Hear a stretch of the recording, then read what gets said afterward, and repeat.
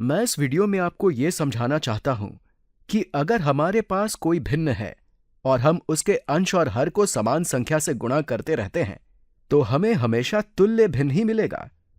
मान लेते हैं कि हम इस हर को 2 से गुणा कर रहे हैं। We multiply the denominator by 2। मैं इस बात का दावा कर रहा हूं कि अगर हम इस अंश को भी 2 से गुणा करेंगे तो हमें तुल्य भिन्न मिलेगा। यहां हर 6 है, तो ये यहां पर हो जाएगा 12। हमारा अंश यहां 4 है और इसे 2 से गुणा करने पर हमें मिलेगा 8।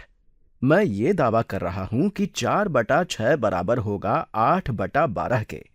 तो अब इसे ठीक से समझने के लिए मैं इन खंडों को फिर से बना लेता हूं, मगर इस बार 6 की जगह हमारे पास 12 बराबर हिस्से हैं।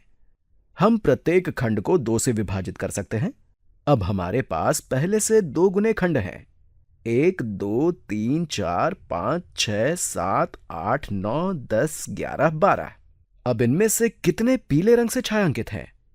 1 2 3 4 5 6 7 8।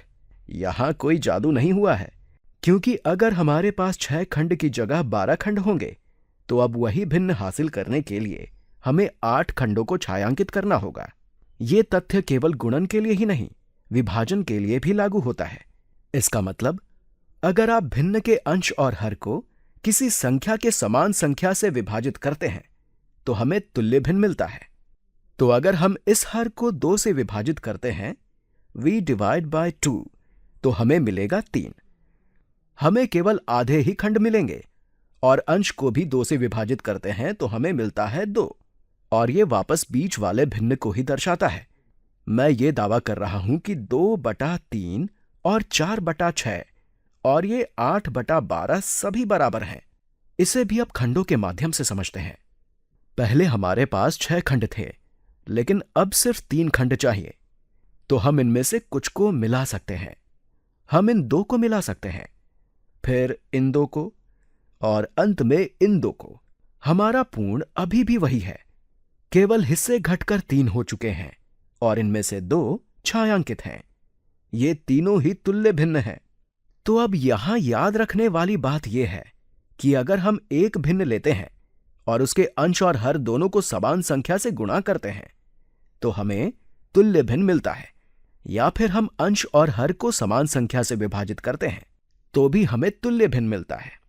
अब क्योंकि आप तुल्य भिन्न को समझ चुके हैं, चलिए इससे संबंधित कुछ प्रश्न हल करते हैं। तो मेरे पास 5/25 है और मैं इसे कोई संख्या t/100 के रूप में लिखना चाहता हूं। यहां t का मान क्या होगा? हर में हम देख सकते हैं कि 25 से 100 तक जाने के लिए हमें 25 को 4 से गुणा करना होगा। तो अगर हमें एक तुल्य भिन्न चाहिए तो हमें अंश को भी 4 से गुणा करना होगा। इस प्रकार t का मान 20 होगा। It will be equal to 20। 5/25 बराबर होगा 20/100 के। अब अगर कोई हमसे कहता है कि 5/25 बराबर कोई संख्या बटा 5 के, तब आप क्या करेंगे? ये ऐसे करते हैं, 1 बटा कोई संख्या। तो आप यहां देख सकते हैं कि अंश में 5 से 1 पर पहुंचने के लिए हम इसे 5 से विभाजित करेंगे। तो इसी प्रकार हमें हर में भी 5 से विभाजित करना होगा। We divide the denominator by 5। 25/5 होता है 5। ये सभी तुल्य भिन्न हैं। 1/5 5/25 के बराबर है और ये 20/100 के बराबर है।